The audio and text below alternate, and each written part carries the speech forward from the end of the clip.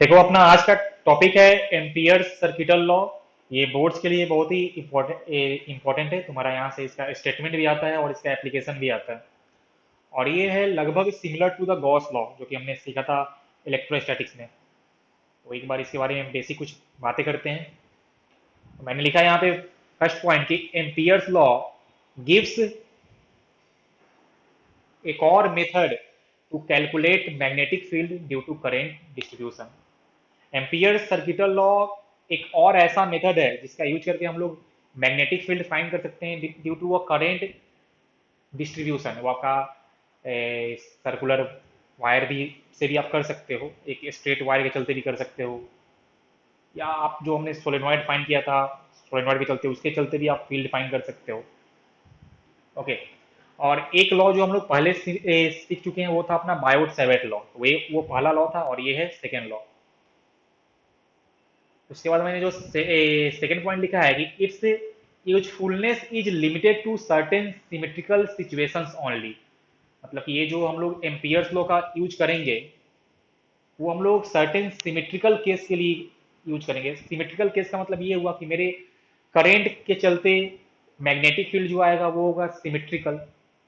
या जो हम शेप लेंगे, शेप ऑफ वायर, वो भी हम लेंगे ताकि वो सिमेट्रिकल उसका शेप हो। उसका जो शेप हो वो सिमेट्रिकल हो, तो उसके चलते जो मैग्नेटिक फील्ड बनेगा वही बनेगा सिमेट्रिकल। तो फिर हमको कैलकुलेशंस करने में आसानी होगी। हम लोग इसलिए लेते हैं सिमेट्रिकल सिचुएशन ताकि आपका जो गणित है, मैथमेटिक्स है, वो आसान हो जाए। तो मैंने लिखा है कि इजी मैथमेटिक्स करने के लिए हम लोग जो एप्लीकेशन करेंगे वो करेंगे for certain symmetrical situations only. Okay. उसके बाद मैंने लिखा है कि this law can be use for non symmetrical situations also. ये नॉन सिमेट्रिकल सिचुएशन के लिए भी यूज किया जा सकता है, लेकिन हम लोग करेंगे इसको सिमेट्रिकल सिचुएशन में। ओके। ओके। नेक्स्ट पॉइंट हमने लिखा है कि Ampere's law can be established using Biot caveat law and also Biot caveat law can be established using Ampere's law. ठीक है। आप एक लॉ का यूज करके दूसरे लॉ को प्रूव कर सकते हो। तो ये तो सिंपल सी कहानी हुई। और नेक्स्ट जो अपना टॉपिक है वो है अंडरस्टैंडिंग ऑफ लॉ। अब हम लोग समझते हैं कि ये लॉ क्या होता है और कैसे मेरे को काम करना है। तो जैसे मान लो कि मेरा कॉपी का पेज है, ऐसा हम लोग मान रहे हैं, और उसमें कुछ वायर्स हैं मेरे। कुछ वायर्स मैंने लिए हैं। मान लो कि ये मेरा एक वायर रहा, ये मेरा दूसरा वायर रहा, ये तीसरा वायर रहा, ये चौथा वायर है और ये पांचवा वायर है। ये पांच वायर मेरे कॉपी के जो पेज है उसके परपेंडिकुलर है, क्योंकि मैंने उनको डॉट और क्रॉस से शो किया है। डॉट का मतलब कि करंट जो आ रहा होगा वो कॉपी के पेज से आउटवर्ड होगा, और जो क्रॉस का मतलब ये हुआ कि करंट जो है वो आपका कॉपी के पेज के इनवर्ड होगा। तो ये ऐसे पांच वायर्स थे, उनमें कुछ करंट होगा। चलो इनको हम नाम देते हैं I1, I2, I3, I4 और I5। और मैंने एक यहाँ पे चुना है क्लोज आर्बिट्री लूप।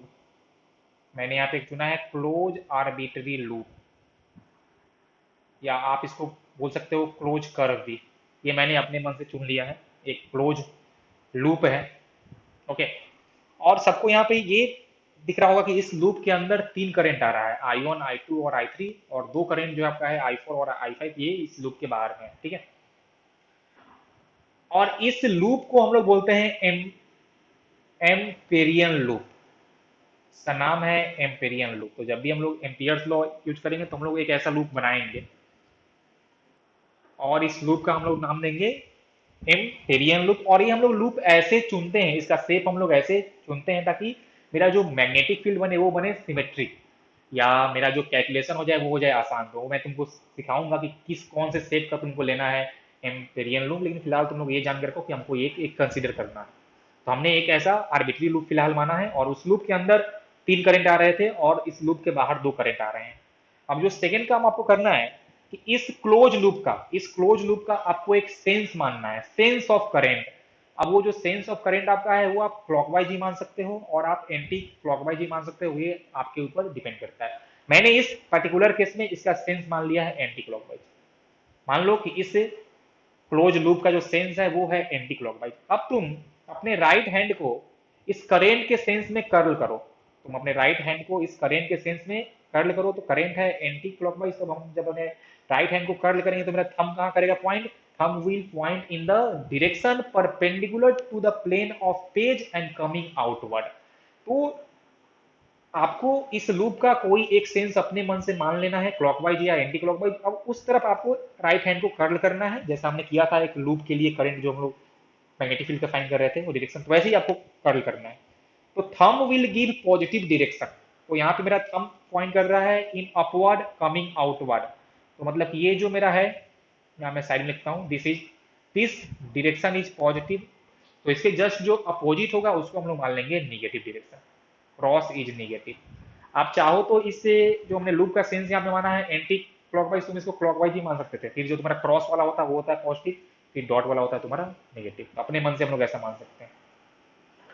उसके बाद मैंने इस क्लोज लूप पे एक कोई पॉइंट पी ले लिया अपने मन से फिर से, और इस पॉइंट पी पे मान लो कुछ नेट मैग्नेटिक फील्ड था, ये मैं यहाँ पे शो कर रहा हूँ नेट मैग्नेटिक फील्ड बी।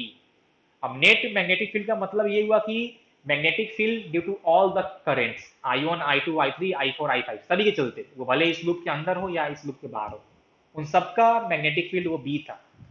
और मैंने इस पॉइंट पी पे ड्रॉ किया है डीएल वेक्टर, तो आपको पता है कि डीएल वेक्टर कहाँ आता है, along the direction of current, और मैंने यहाँ पे एक क्लोज लूप माना है तो वो आएगा टेंजेंशियल, तो टेंजेंशियल तो आपका जो डीएल वेक्टर आने वाला है वो कहीं आने वाला है इस तरफ, देखिए this is the direction of DL vector. तो ये पॉइंट पी पे हो गया बी वेक्टर और हो गया डीएल वेक्टर।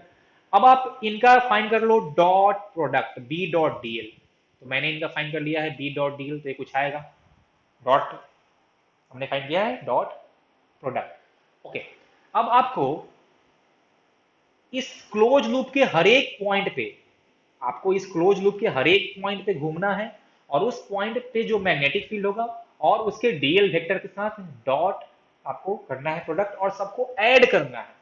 तो इन द सिंपल लैंग्वेज हम इस पूरे लूप पे घूमेंगे, हम इस पूरे लूप पे घूमेंगे और हर एक पॉइंट के मैग्नेटिक फील्ड का और उसके डीएल वेक्टर का डॉट प्रोडक्ट फाइंड करेंगे और उन सबको ऐड करेंगे, और उन सबको ऐड करने का मतलब कि हम उनका इंटीग्रेशन फाइंड करेंगे, और ये हम इंटीग्रेशन एक इस पूरे क्लोज लूप में कर रहे हैं, तो इसको हम लोग बोलते हैं लाइन इंटीग्रल, इसको हम लोग बोलते हैं लाइन इंटीग्रल। और देखो मैंने उस इंटीग्रेशन पे एक सर्कल शो किया है, सर्कल का मतलब ये हुआ कि आप वो इंटीग्रेशन एक क्लोज लूप पे कर रहे हो, तो इसको हम बोलते हैं line integral, this is the line integral.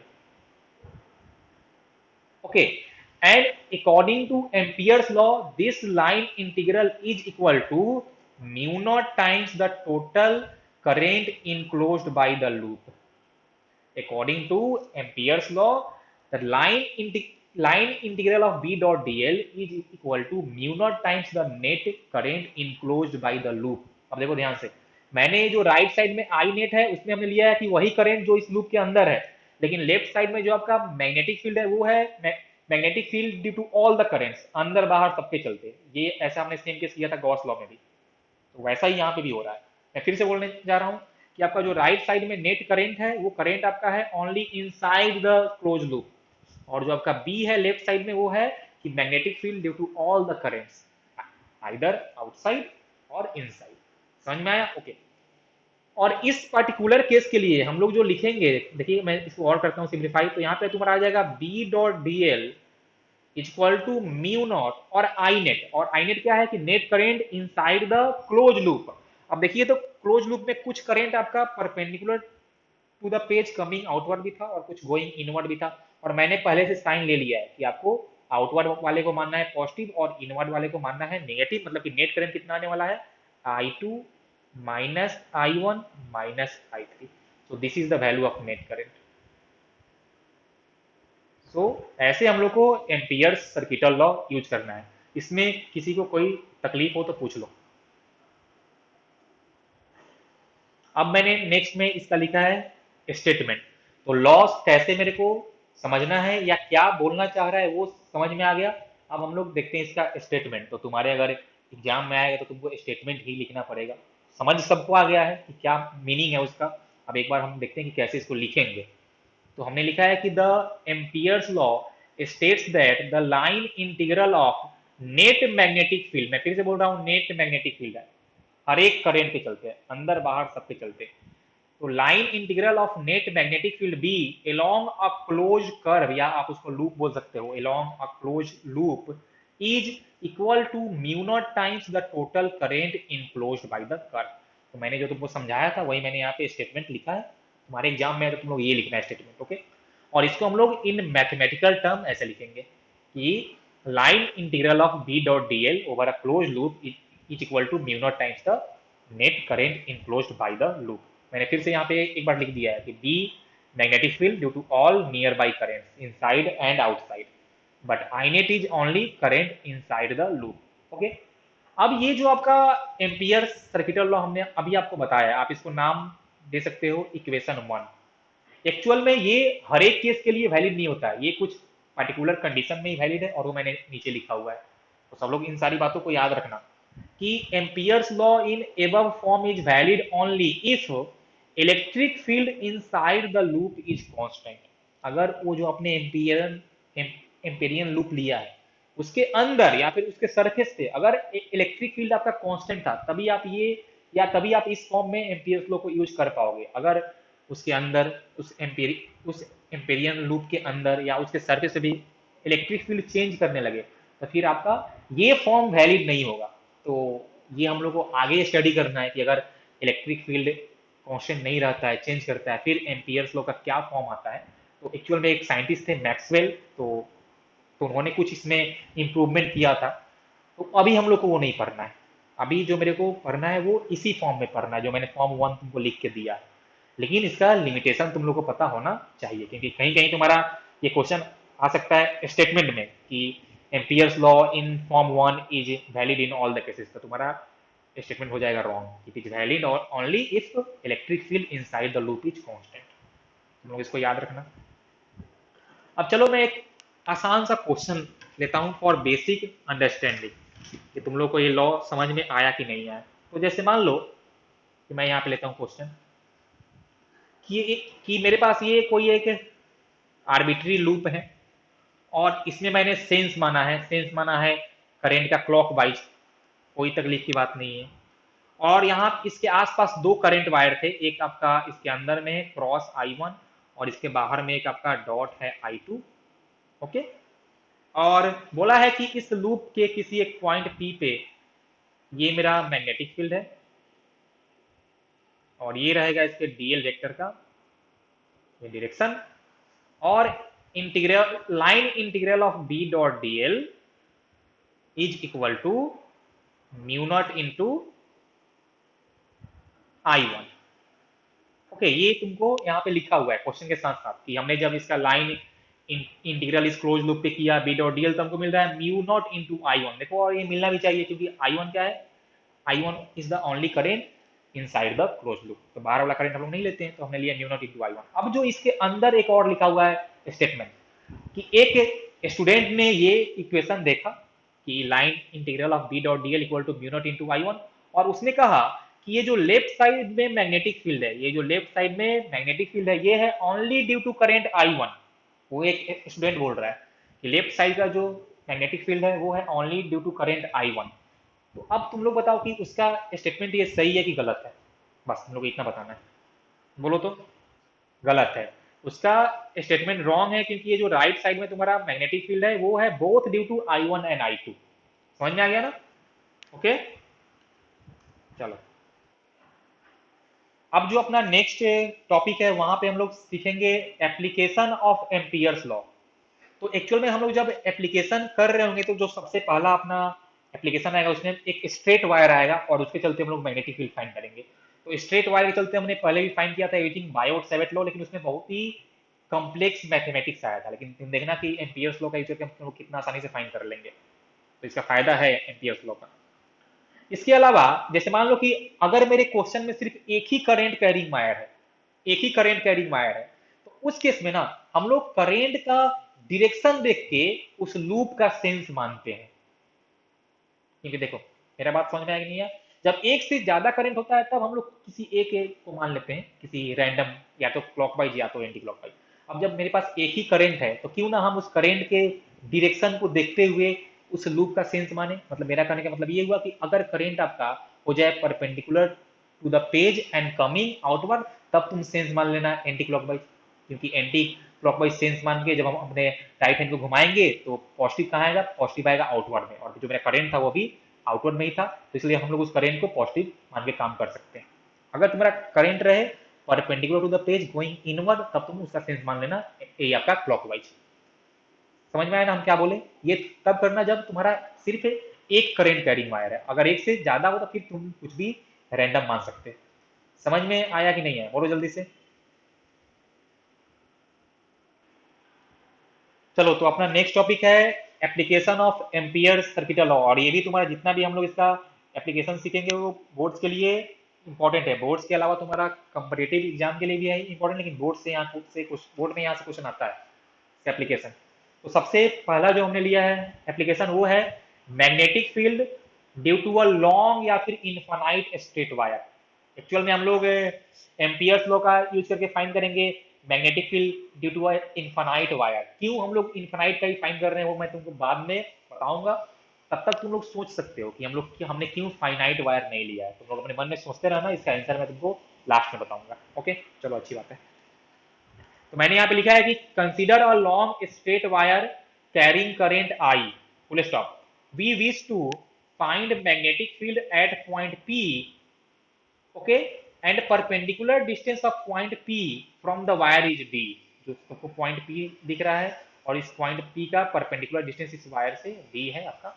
और मैंने यहाँ माना है कि direction of current is perpendicular to the page and coming outward, मतलब कि इसका जो डायरेक्शन है करंट का वो कुछ आप ऐसे डॉट से भी शो कर सकते हो, क्योंकि मेरा ये जो वायर हमने लिया है वो आपका पेज के परपेंडिकुलर है और करंट बाहर की तरफ आ रहा है, तो आप उसको डॉट से भी शो कर सकते हो। तो उस केस में आपका हो जाएगा वायर, और यहाँ से आपका ये हो जाएगा पॉइंट पी, और ये हो जाएगा इसका डिस्टेंस डी। ओके ठीक है चलो।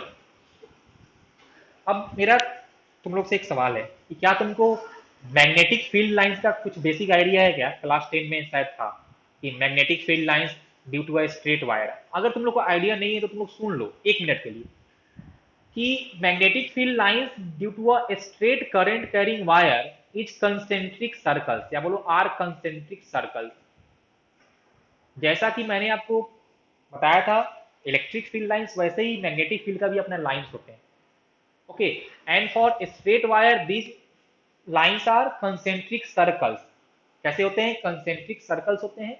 और इस मैग्नेटिक फील्ड लाइंस के किसी भी पॉइंट पे तुमको अगर मैग्नेटिक फील्ड फाइंड करना है तो उसके अलोंग का जो टेंजेंट होगा, tangent will give the direction of net magnetic field. Okay, अब तुमको एक बात और ध्यान में रखना है, देखो क्या कि अगर आपका करंट हो इन अपवर्ड डायरेक्शन, मतलब कि current is perpendicular to the page and coming outward, उस केस में जो मैग्नेटिक फील्ड लाइन का सेंस होता है वो होता है एंटी क्लॉकवाइज में, मतलब ये आपका सेंस होगा एंटी क्लॉकवाइज, मतलब इस पॉइंट पी पे फील अप आने वाला है इस तरफ, इस पॉइंट पे फील अप आने वाला है इस तरफ, इस पॉइंट पे फील अप आने वाला है इस तरफ। तुम लोग बेसिक बातें अभी ये वाला बस याद रखना, इसका थोड़ा सा यूज मैं करूंगा अभी फिलहाल।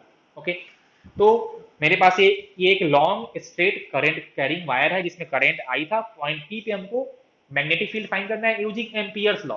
तो अगर हमको एम्पियर्स लॉ यूज करना है तो सबसे पहले हमको एम्पेरियन लूप करना होगा, मेरे को एक एम्पेरियन लूप लेना होगा। और लूप हम लोग ऐसे लेते हैं ना ताकि आपका क्या हो जाए कि उस लूप पे मैग्नेटिक फील्ड का वैल्यू कुछ ऐसा आ जाए कि मेरा मैथमेटिकल कैलकुलेशन आसान हो जाए, मतलब कि हम लोग सिमेट्रिक लूप लेते हैं। और फिर and for this straight current carrying wire हम लोग जो लूप लेने वाले हैं उस लूप का आपका शेप आने वाला है सर्कुलर। कैसा आएगा आपका शेप? आएगा सर्कुलर। देखो यहाँ से, मतलब कि मैं यहाँ पे लूंगा जो लूप जिसका नाम होगा एम्पेरियन लूप, वो कैसा होगा? उसका शेप आने वाला है आपका सर्कुलर। ठीक है, देखो इस वायर के लिए आपने अगर एम्पेरियन लूप लिया है सर्कुलर, तो उस सर्कुलर लूप के हर एक पॉइंट पे इस वायर के चलते जो मैग्नेटिक फील्ड आएगा उसका वैल्यू सेम आएगा, क्योंकि हर एक पॉइंट इस वायर से इक्वल डिस्टेंस पे होगा। समझ में आया? तो ये मेरा हो गया Amperian loop, this is Amperian loop. और ये लूप आपको ऐसे लेना है ताकि जो इसका रेडियस हो इस सर्कुलर लूप का वो उस पॉइंट पी के डिस्टेंस के बराबर हो जाए, मतलब कि आपको सेंटर मानना है उस वायर पे, और जो रेडियस होगा वो आपका पॉइंट पी का डिस्टेंस मान के आपको एक सर्कुलर लूप बना देना है। This is Amperian loop. और इसमें करंट कैसा है? अपवर्ड है, तो मैंने इस लूप का सेंस मान लिया है एंटी क्लॉकवाइज, जो मैंने तुमको बताया था तुम लोग ऐसा कर लेना। हमने लूप का सेंस मान लिया है एंटी क्लॉकवाइज। ओके अच्छी बात है। तो लिखना कि consider N Amperian circular loop passing through point P, उस पॉइंट पी से पास कराना होगा आपको जहां पे फील्ड फाइंड करना है।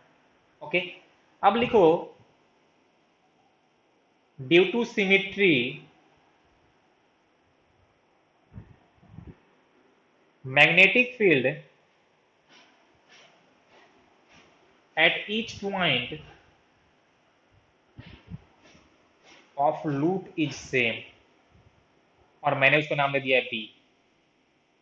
हर एक पॉइंट क्या है, उस लूप के हर एक पॉइंट पे आपका मैग्नेटिक फील्ड का वैल्यू आने वाला है सेम, क्योंकि उस सर्कुलर लूप के लिए का हर एक पॉइंट उस वायर में सेम डिस्टेंस पे होगा। ओके, चलो अच्छी बात है।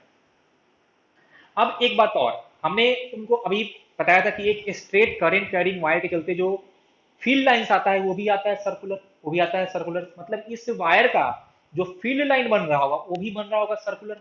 मतलब कि ये जो एम्पेरियल लूप आपने माना है ना, वो इसका एक फील्ड लाइन भी हो सकता है। समझ में आया ना, वो इसका एक फील्ड लाइन भी हो सकता है। ओके, अच्छी बात है। और करेंट था इन अपवर्ड डायरेक्शन, तो फील्ड लाइन का सेंस भी आपका आने वाला है इन एंटी क्लॉकवाइज। मतलब कि इस पॉइंट पी पे जो मैग्नेटिक फील्ड का आने वाला है डायरेक्शन, वो कहाँ आएगा, टेंजेंशियल, मतलब इस तरफ आपका आने वाला है बी वेक्टर। सिमिलरली आप अगर इस पॉइंट पे बात करो तो इस तरफ तुम्हारा कहीं आएगा इधर बी वेक्टर, और हर जगह पे मैग्नीट्यूड सेम आने वाला है। इस पॉइंट में तुम्हारा कहीं इस तरफ आएगा बी वेक्टर, सब लोग ध्यान से देखो, इस पॉइंट पे कहीं इस तरफ आएगा बी वेक्टर। तो बी वेक्टर का हर एक पॉइंट पे मैग्नीट्यूड सेम आने वाला है, और जो इसका डायरेक्शन है वो देगा फील्ड लाइन का टेंजेंट, और जो यहाँ पे मेरा एम्पेरियन लूप था वो एक फील्ड लाइन की तरह ही बिहेव कर रहा है। ओके, अच्छी बात है। अब हमको यहाँ बनाना है डीएल वेक्टर भी, क्योंकि हमको एम्पियर्स लॉ में बी डॉट डीएल करना होता है। तो डीएल वेक्टर तो हमेशा होता है टेंजेंशियल, और आपने लूप का सेंस माना था एंटी क्लॉकवाइज, मतलब कि आपका डीएल वेक्टर कहीं इस तरफ आने वाला है। देखो, देखिए दिस इज डीएल वेक्टर। अब हमको एक बात समझ में आ गया कि हर एक पॉइंट पे angle between B vector and DL vector is 0 degree.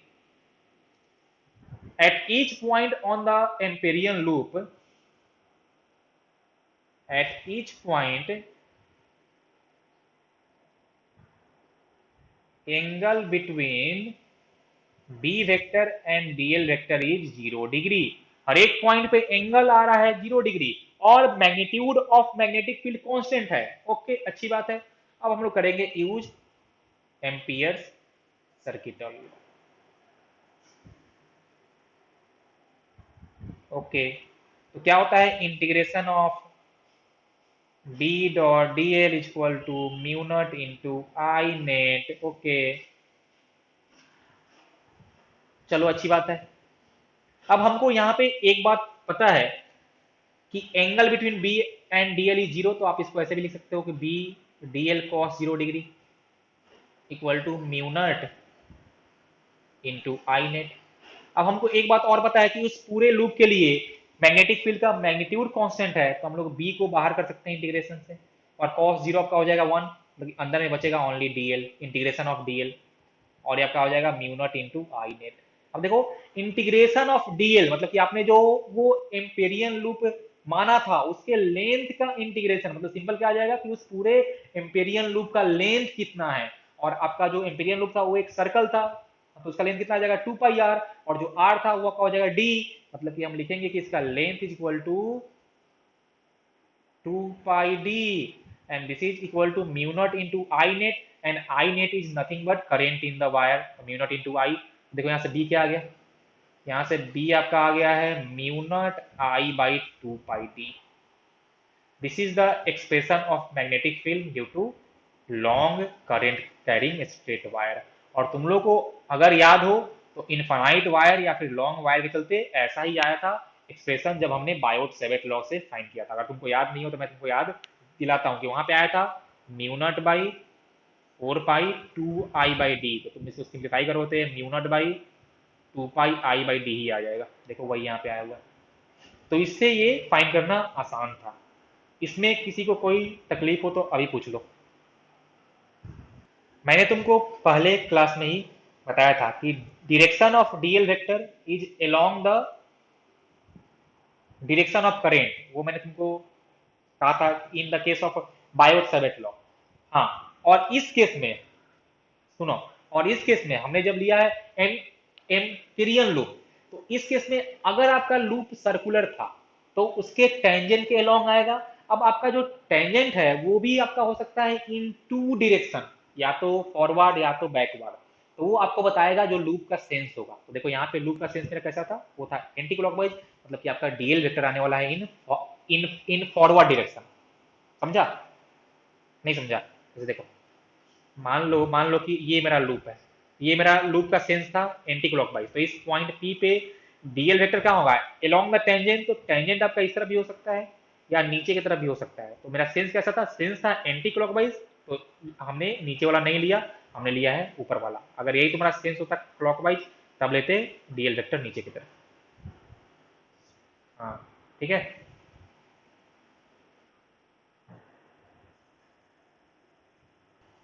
अब मेरा एक सवाल था कि हमने यहाँ पे मैग्नेटिक फील्ड इनफाइनाइट वायर के चलते क्यों फाइंड किया है, हमने फाइनाइट वायर क्यों नहीं लिया। तो देखो, हम लोग फाइनाइट वायर वाला भी केस ले सकते हैं, लेकिन उस केस में तकलीफ क्या होने वाला है मैं तुमको बताता हूँ। जैसे मान लो कि अगर मेरे पास एक फाइनाइट वायर है तो इसमें करंट आई है, आ रहा था, ओके। अब हमको पता है कि किसी वायर में करंट तभी आता है जब आपका सर्किट कंप्लीट हो। मतलब कि ये जो आप वायर एक शो कर रहे हो ना, ये किसी सर्किट का एक पार्ट है, ये कंप्लीट सर्किट नहीं शो कर रहा है। ये वायर कहीं पे आपका बेंड किया होगा, फिर कहीं सोर्स ऑफ करंट होगा, मतलब कि जो पोटेंशियल डिफरेंस क्रिएट किया होगा उधर गया होगा।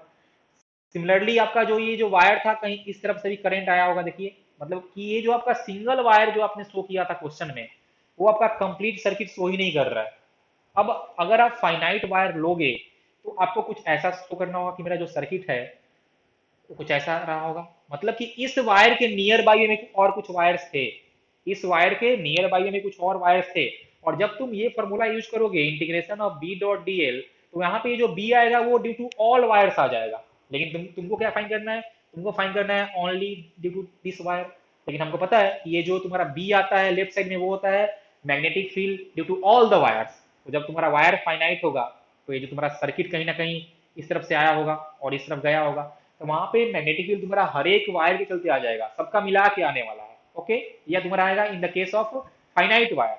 अगर तुम्हारा वायर इनफाइनाइट है तो देखो वहां पे भी तुम्हारा सर्किट है, ऐसा नहीं कि वहां मेरा सर्किट नहीं है, लेकिन वहां पे क्या होता है कि अगर आपने वायर इनफाइनाइट माना है या आपने लॉन्ग माना है, मतलब कि अगर मेरा कहीं ये सर्किट या कहीं जो अगर दूसरा मेरा वायर जो था जो बेंडिंग हुआ होगा, वो कहीं इस पॉइंट पी से बहुत दूर जाके बेंडिंग हुआ है, देखो कहीं इस तरफ बेंडिंग किया होगा या इधर से बहुत दूर जाए कहीं इस तरफ से आया होगा।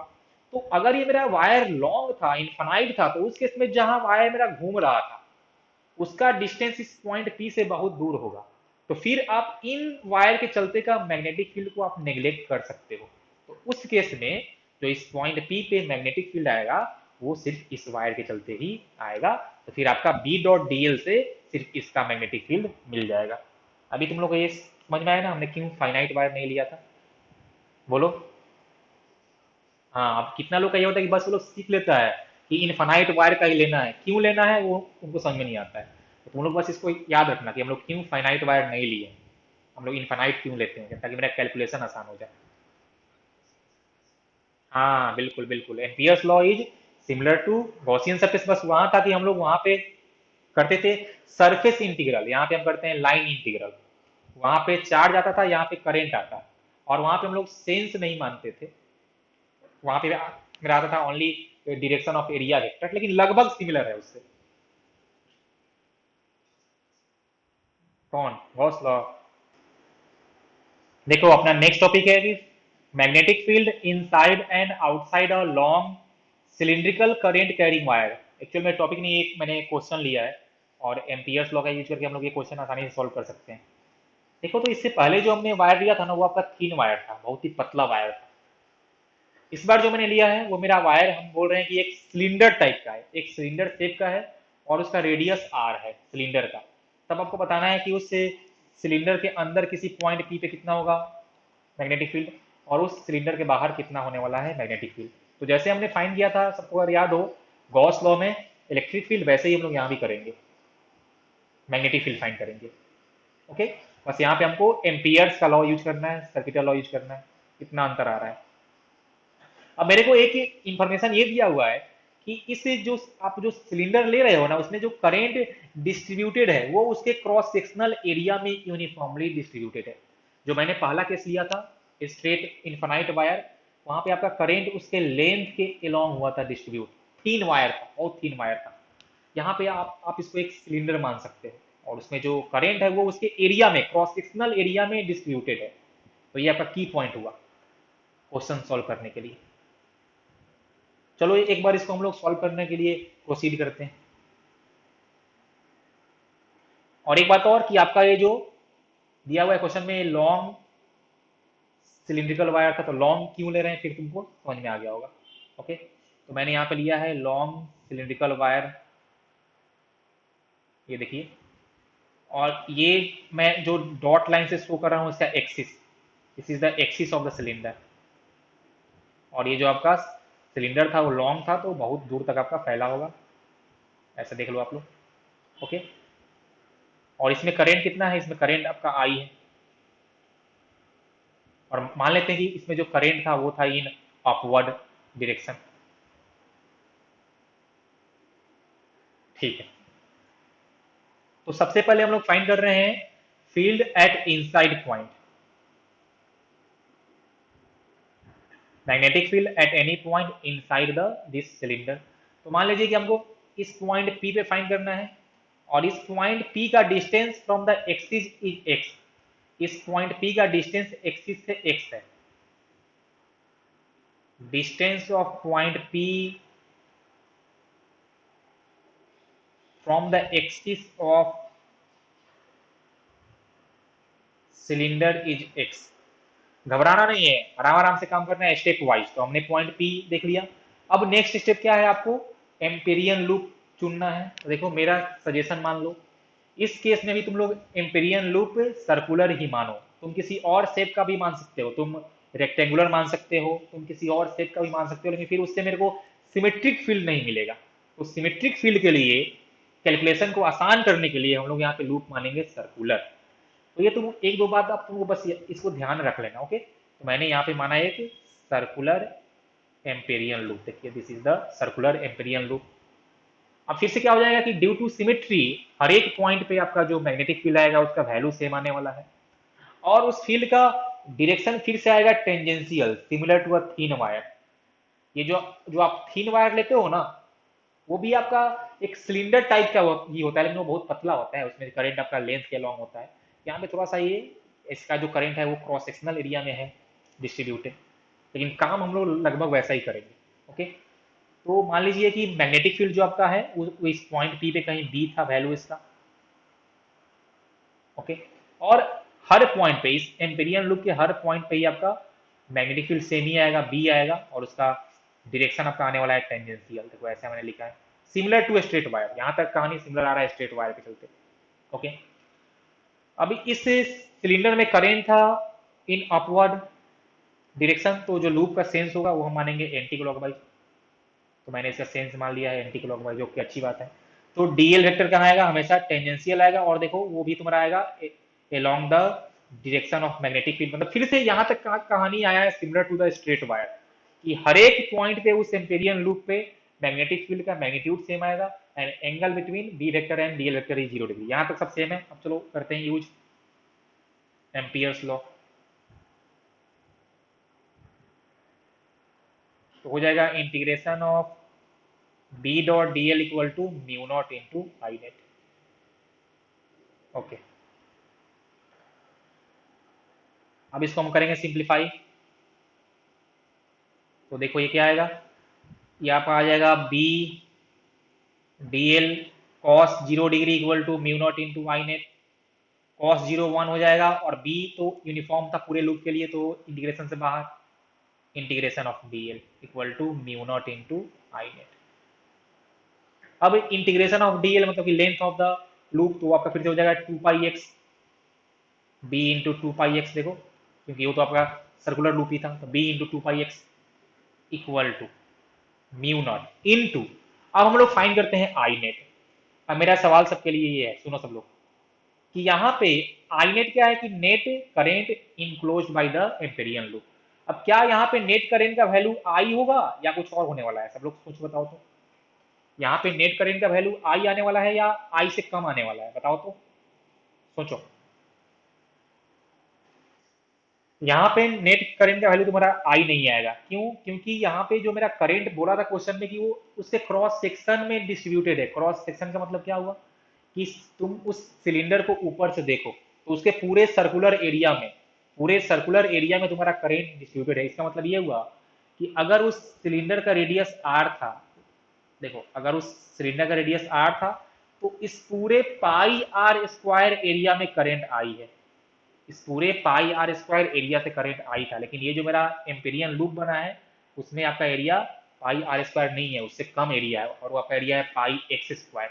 तो यहाँ पे करंट आपका टोटल करंट आई नहीं आने वाला है। तो आई नेट हम लोग कैसे फाइंड करेंगे, देखो तो यहाँ पे हम बोलेंगे कि I net equal to I divided by pi R square into pi X square. ये समझ में आया कि नहीं आया? देखो तो ये तुम्हारा आ जाएगा I X square by R square. अब इसको करो सिंप्लीफाई, अब हो गया, बस सॉल्व हो गया है। तो यहाँ से तुम्हारा हो जाएगा बी, और यहाँ से एक्स और यहाँ से एक्स कैंसिल आउट, तो यहाँ से आ जाएगा बी इक्वल टू, देखो mu naught I by 2 pi R square into X. आएगा क्या, चेक करो। B equal to mu naught I by 2 pi R square into X, या इसको हम लोग लिख सकते हैं mu naught by 2 I by pi R square into X. और तुम लोग को अगर बेसिक कहानी याद हो तो current density J equal to current per unit normal area, तो मतलब यहाँ पे J बाई सॉरी यहाँ पे I by pi R square is nothing but current density. तो इसको तुम ये भी लिख सकते हो कि mu naught J by 2 into X. बोलो सब लोग, ठीक है ना? This is magnetic field inside the cylinder at a distance x from its axis. अब सबको ये दिख रहा है कि inside the cylinder magnetic field is directly proportional to the x. मतलब कि उसके एक्सिस से तुम जितना डिस्टेंस जाते जाओगे मैग्नेटिक फील्ड का वैल्यू बढ़ते जाएगा। तो ये तो हो गया तुम्हारा इनसाइड पॉइंट के लिए।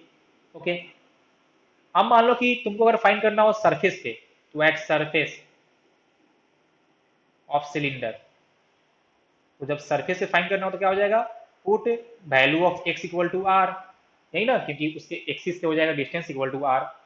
जो तुम्हारा मैग्नेटिक फील्ड आएगा सरफेस पे वो आ जाएगा mu naught by 2 I by pi R square into R. ये तुम्हारा आ जाएगा mu naught I by 2 pi R. देखो तो ठीक है क्या? देखो, और इसको हम लोग लिख सकते हैं कि in the term of current density surface पे, तो तुम्हारा हो जाएगा mu naught J by 2 into R. This is the magnetic field at the surface. अब हम लोग बात कर रहे हैं आउटसाइड पॉइंट के लिए। चलो हम लोग करते हैं बात कि अगर मेरा पॉइंट करेगा लाई आउटसाइड, तो अगर पॉइंट आउटसाइड लाई करेगा तो फिर से तो वही रहेगा अपना बेसिक वाला जो प्रोसीड्योर है कि ये आपका एक्सिस हो गया, करेंट इसमें आई था। मान लीजिए कि इस आउटसाइड पॉइंट पी पे आपको फाइंड करना है मैग्नेटिक फील्ड, और इसका डिस्टेंस इस बार इसके एक्सिस से हो जाएगा एक्स। तो फिर से हम लोग इस एक्स रेडियस का एक बनाएंगे एम्पेरियन लूप सर्कुलर। फिर से इस लूप के हर एक पॉइंट पे मैग्नेटिक फील्ड आने वाला है वैल्यू सेम, और जो उसका आने वाला है आपका डायरेक्शन वो आएगा टेंजेंशियली। इसका सेंस मान लीजिए एंटी क्लॉकवाइज, तो direction of DL vector is also along the B vector. तो फिर से वही कहानी सबका सेम आ रहा है कि angle between B vector and DL vector is same. फिर से हम करेंगे integration of B vector dot DL is mu naught into I net. तो यहाँ से आ जाएगा B D L cos 0 degree equal to mu naught into I net. Cos 0 1 B uniform, integration से बाहर, and integral of DL is फिर से आपका लेंथ आ जाएगा तो 2 pi X equal to mu naught into I net. अब देखो, अब जैसे ही पॉइंट आपका उसे सिलेंडर के बाहर लाई कर दिया है, अब तुम लोग ध्यान से देखो तो इस एम्पेरियन लूप के अंदर अब टोटल करंट आई आएगा, आएगा ना, क्योंकि अब पूरा का पूरा सिलेंडर जो था आपका वो उस लूप के अंदर में आ गया है। बोलो ध्यान से सब लोग, देखो उसको चेक करो, आया है ना, पूरा का पूरा लूप आपका उस हाँ, या पूरा का पूरा सिलेंडर उस लूप के अंदर आ गया, मतलब इस बार जो करंट आएगा वो पूरा का पूरा आपका आई आ जाएगा। तो यहाँ पे हम कर देंगे आई, तो हो गया सॉल्व। तो बी आपका आ गया for outside point mu naught I by 2 pi x. और देखो ये तुम्हारा है similar to the long straight wire, है ना? चेक करो तो। हम्म, वहां पे खाली हमने डी लिया था, यहाँ पे एक्स लिया है, वहां पे हमने डी लिया था। और हमको एक बात और दिख रहा है कि outside the cylinder magnetic field is inversely proportional to the distance from the axis. तो इनसाइड क्या था? इनसाइड था directly proportional to the x, outside हो गया inversely proportional to the x. मतलब कि सरफेस तक, उसके एक्सिस से सरफेस तक इंक्रीज करेगा और सरफेस के बाद वो डिक्रीज करेगा। तो अगर हमको ग्राफ बनाना हो वेरिएशन, तो हम यहाँ पे लिखेंगे along y एक्सिस हम लेंगे magnetic field, along x axis हम लेंगे x, और x क्या है? Distance from the axis. This x is distance from the axis. तो up to surface, up to x equal to r, up to x equal to r, magnetic field is directly proportional to the x. At surface it becomes maximum, और value मैंने आपको ये वाला हो जाएगा maximum value surface वाला। और उसके बाद आउटसाइड इट डिक्रीजेज, ग्राफ कुछ ऐसा आएगा।